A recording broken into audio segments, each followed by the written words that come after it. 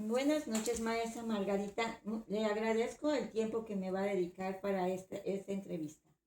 En base a su experiencia y su vida laboral, quisiéramos saber en qué ramo académico está, en el público, en el privado, y cuántos años de trabajo que tiene. Bueno, este octubre acabo de cumplir 24 años de servicio en el sistema público. ¿Sí? Y mi nivel de educación que estoy impartiendo es de secundaria. Ah, perfecto. Bueno, vamos a empezar con unas pequeñas preguntas. Esta entrevista es acerca de su historia laboral Uh-huh. y cómo usted ha vivido a través de todos esos 24 años, su experiencia con los alumnos, con los maestros, con los padres de familia, en general, lo que usted nos pueda Claro. y quiera platicar, ¿sí? Eh, ¿Me podría describir cómo era un día típico en el aula y cuáles eran los recursos y desafíos principales cuando usted comenzó a dar clases? Pues como inicié con poca experiencia en el aula, ¿sí? Como maestra pues ya había yo dado cursos, talleres, porque no solamente tengo formación en educación, yo también soy ingeniero civil. Y en mi experiencia anterior, como de 14 años, pues yo tuve la oportunidad de dar cursos anteriormente de computación, de algunas, sí, más bien del área digital. Y pues eso, yo pensaba que como me fue bien, pues pensaba que podía yo entrar en la docencia. Entonces ya después de esa experiencia laboral, este campo, pues ya decidí estudiar la carrera de la normal superior, me preparé y pues hicimos prácticas. Bueno, las prácticas, se podría decir que fue mi primera experiencia. Entonces, lo primero que un docente cuando está iniciando, pues es enfrentarse a los adolescentes, como es área de secundaria, pues el reto es cómo llevar un aula lo mejor que se pueda, el control de grupo, que ese es lo más difícil. Yo pienso que el reto, no solo al iniciar, toda la vida laboral es el control de grupo, porque pues son adolescentes y son aulas llenas de 40 personas, 42 personas. Entonces, si tú eres un joven que estás iniciando en control de grupo, pues se hace un poco complicado. Entonces, el día de la clase, como repito, es de secundaria, solamente tenemos 50 minutos para organizar el aula, para impartir la clase y resolver problemas que se presentan en el momento. Entonces, la rutina es esa. Entras a tu aula, pasas lista porque tienes que tener control de cuántas personas tienes en el salón, identificarlos, ir conociéndolos, y dar la clase, como se llama, es como impartir conocimiento. Cuando iniciamos, empezamos así, porque no tenemos experiencia. Conforme vamos avanzando, nos vamos preparando para las reformas y para las adaptaciones que van a ir yendo en el aula. Lo que vemos en la carrera es mucho conocimiento eh, de psicología, pedagogía, eh, mucha teoría, pero lo que es la práctica, pues casi no la tenemos. Entonces nos vamos adaptando. No sabemos cómo es el sistema educativo. O sea, en mi caso, yo no sabía cómo se manejaba las cuestiones administrativas, nadie te las enseña. Entonces eso va a la par junto con tu desempeño en el aula. Entonces si tú llegas al salón en los 50 minutos, tienes que hacer muchas cosas. Entonces como que estás iniciando con poca experiencia, te abrumas, te frustras, porque pues lo que tenías planeado no sale. ¿Y cómo lo adecuas en el momento? Entonces, en base a esa experiencia, como mal dicho, echando a aprender se aprende, ¿no? Entonces, vamos sobre la marcha, corrigiendo errores. Yo pienso que ahí fue lo que es la experiencia cotidiana. Hoy planeé esto, no me salió, mañana lo voy a cambiar y vamos a ir de acuerdo al contexto del aula, el contexto de los alumnos, nos vamos a ir adaptando. Perfecto, muchas gracias. Bueno, en cuanto a los programas de carrera docente, ¿cuál ha sido el cambio más significativo que ha presenciado en lo que se enseña a los estudiantes? Bueno, yo participé, tuve la oportunidad, de acuerdo a los requisitos, hasta que yo pude alcanzar los requisitos después de algunos años, pude participar en un programa que se llamaba Carrera Magisterial, ya no existe ahora, pero ese programa era incentivo para el maestro, pero beneficiaba a los alumnos. ¿Por qué?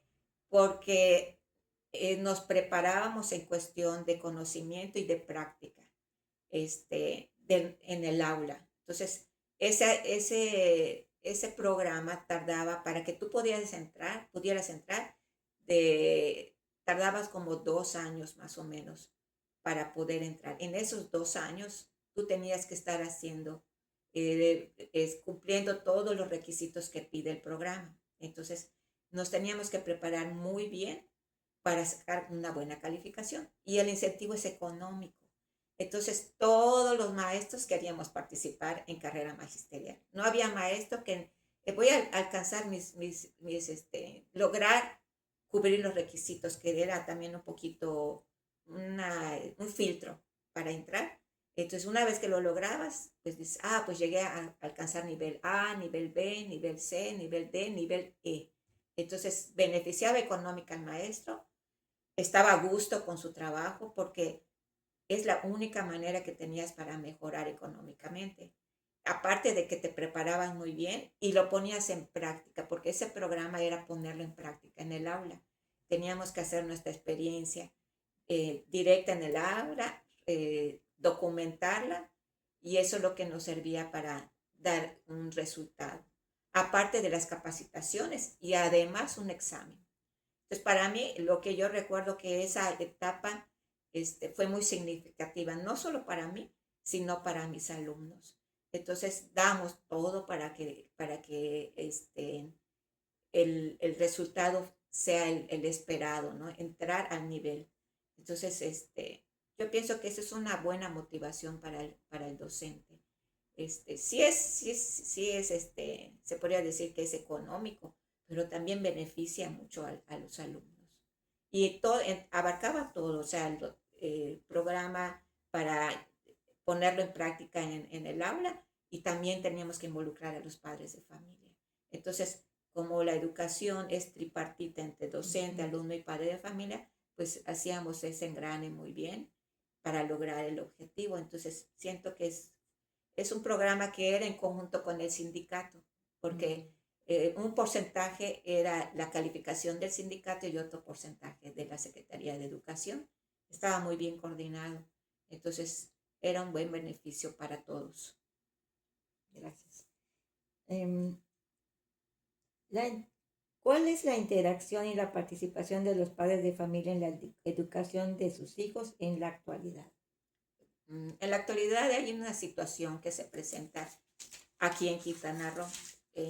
Como nosotros estamos en un lugar turístico, las jornadas laborales son muy demandantes en cuestión de horario. Son horarios muy amplios. Y no solamente la jornada laboral, sino el transporte, porque como estamos no solamente en Cancún, muchos padres de familia trabajan en lo que es en la zona de la Riviera Maya. Entonces, en lo que es transporte y las exigencias del horario laboral, pues los padres de familia no tienen espacio para acudir a atender las demandas de sus hijos a la escuela. En cuestión de que nosotros solicitemos su presencia. Y en casa pasa lo mismo. Llegan los padres de familia y sus hijos están durmiendo, y cuando se van, sus hijos están durmiendo. Entonces solicitamos en algunas situaciones de rezago de algunos alumnos su apoyo y no tenemos respuesta. Sabemos que los papás hacen todo un esfuerzo por darle educación a sus hijos, pero tienen un límite. Entonces, ese límite nosotros tenemos que solventar esa situación. Entonces, casi se puede decir que nosotros a veces cubrimos esa parte de tutor en el aula. Tenemos que dividirnos entre todos los alumnos y en casos muy específicos, hacer esa parte que el padre de familia no puede. Y me gustaría decir que ha mejorado, pero no es así. Conforme avanza eh, el sistema del país económico, social, como ha estado avanzando, no ha permitido que el padre de familia en el sistema de gobierno tenga una mayor participación. Al contrario, ha demeritado mucho su participación. Y yo no creo que sea porque el padre de familia no quiera, es porque no tiene las herramientas, no tiene los recursos para poder apoyar a sus hijos.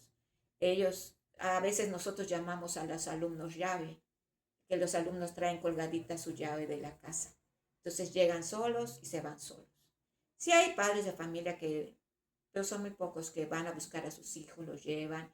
Sí vemos que hay madres de familia que no trabajan, pero también sucede que como son personas que no tienen mucha preparación, cuestión educativa, pues a veces cuando los entrevistamos me dice, es que yo no sé, ni sé leer, no sé cómo apoyar a mi hijo, no puedo yo ayudarle a hacer una tarea porque no tengo yo el conocimiento.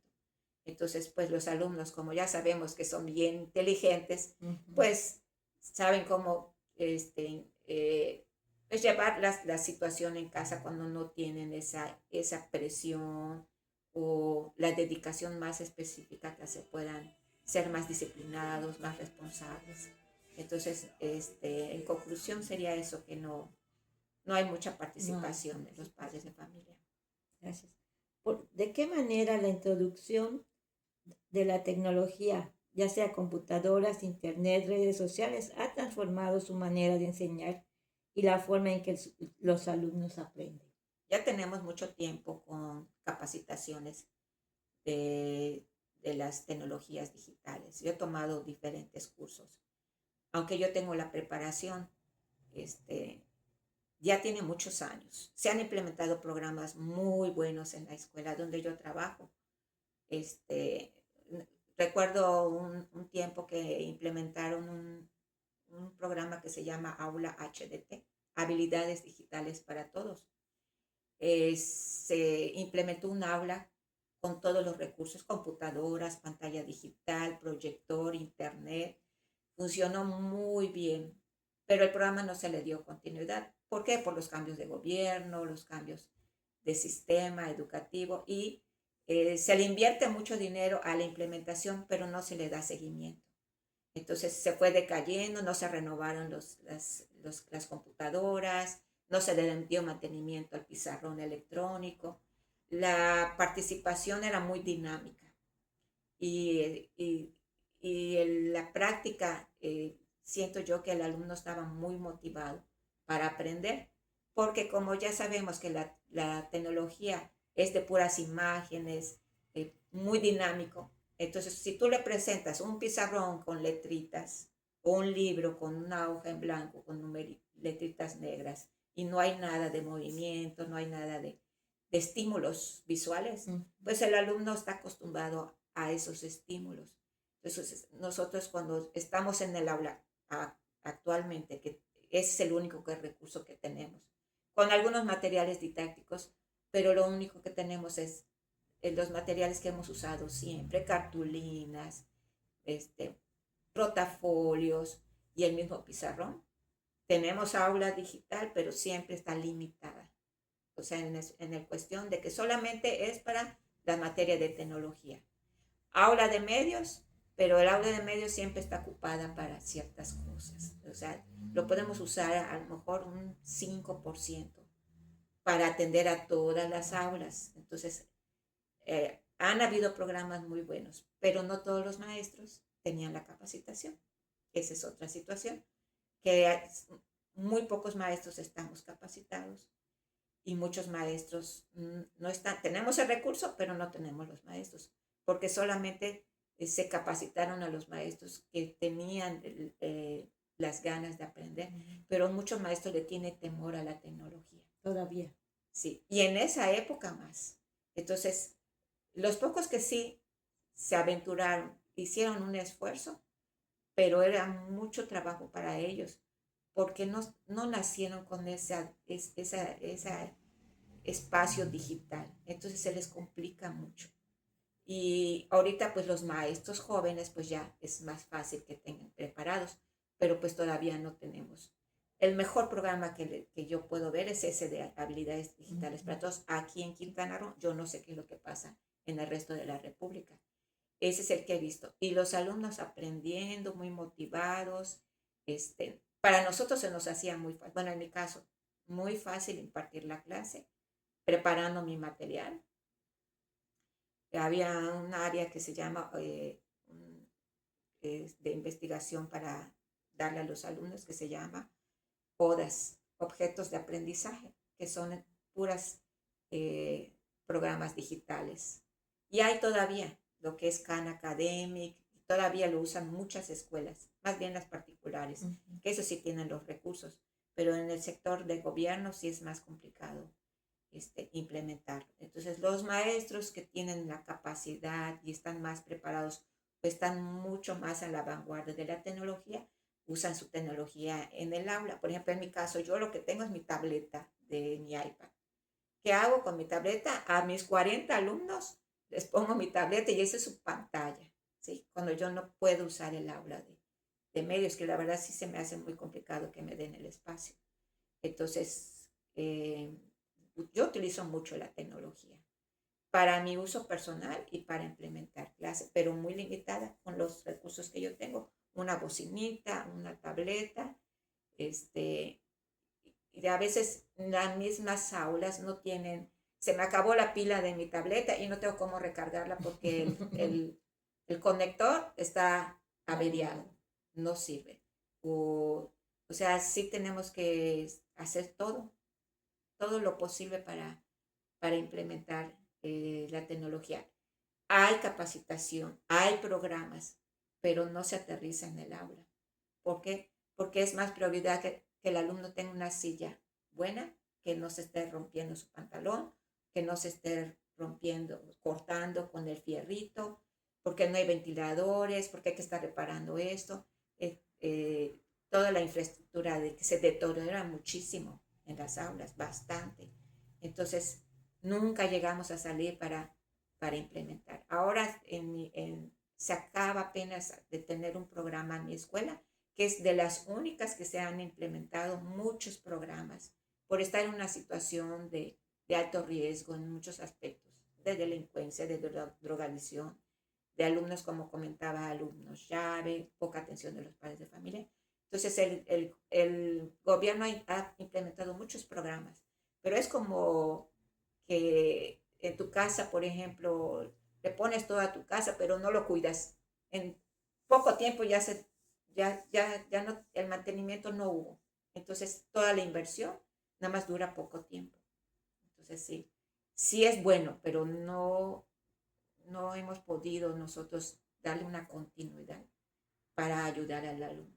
O sea, en mi experiencia yo digo que es lo mejor que ha habido, el avance de la tecnología. Hay muchas herramientas, muchos programas, tenemos todo, ¿sí? Las redes sociales, unas herramientas increíbles para mejorar en el aula, pero en el sistema público no es suficiente, no nos apoya. Sí nos ayudaría muchísimo. Gracias.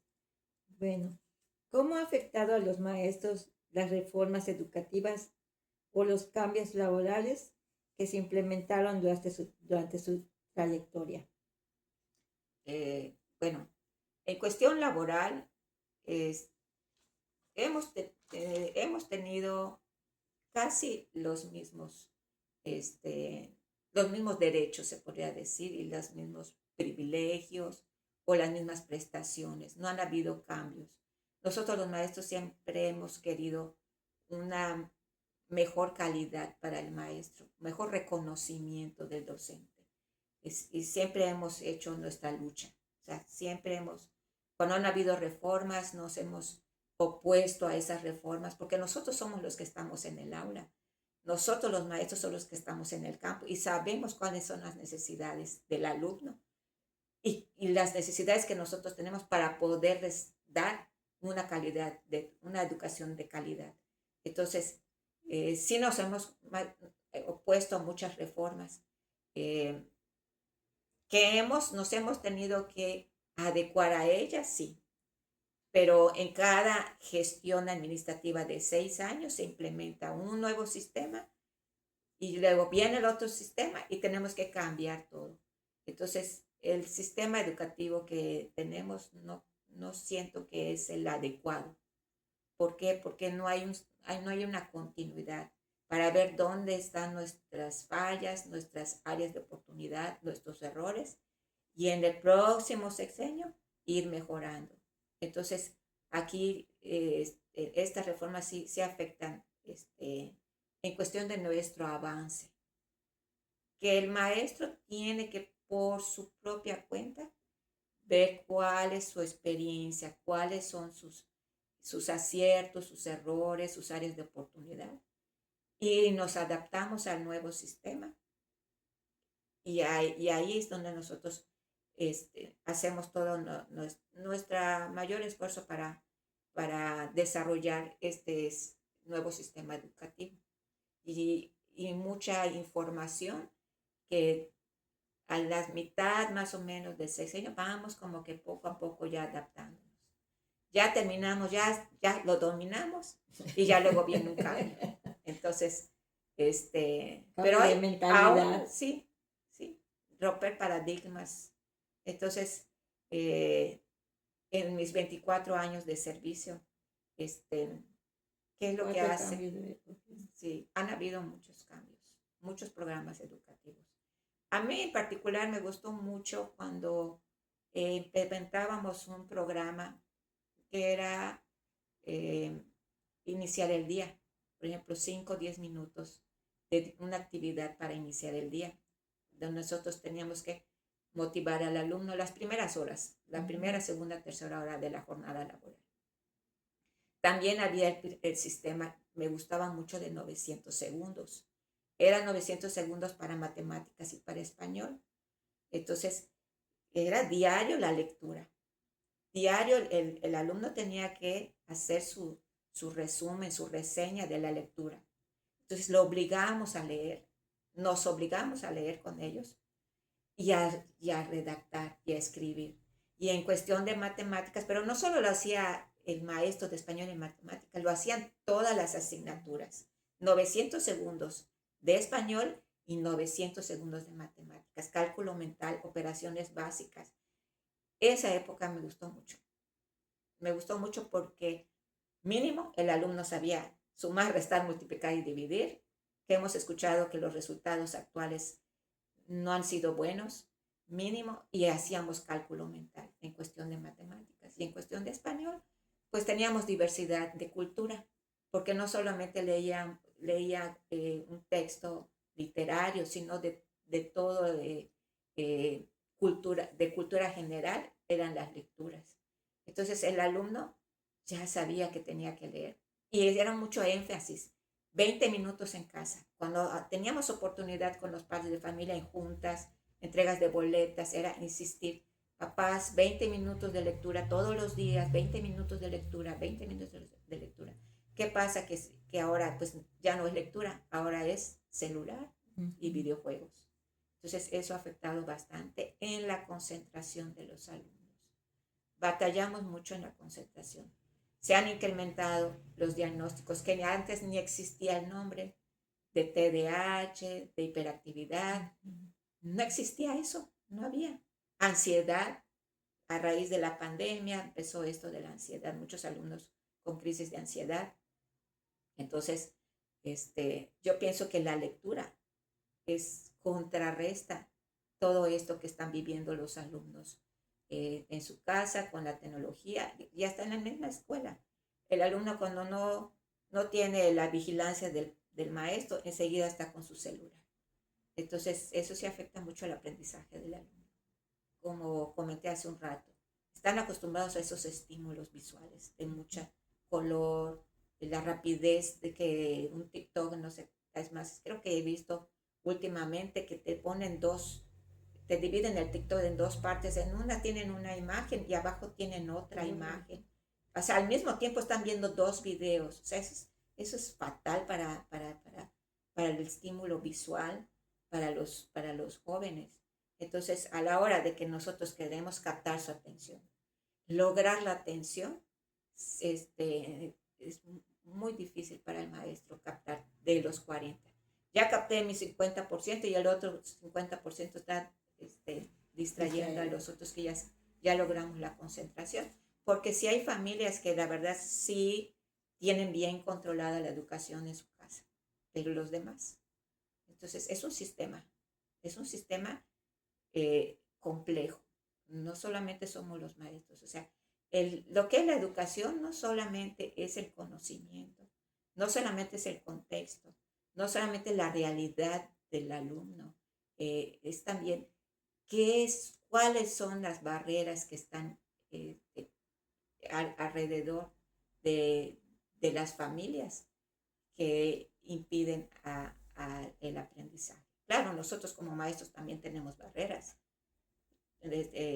la falta de preparación, a veces falta de responsabilidad, falta de conocimiento, falta de experiencia.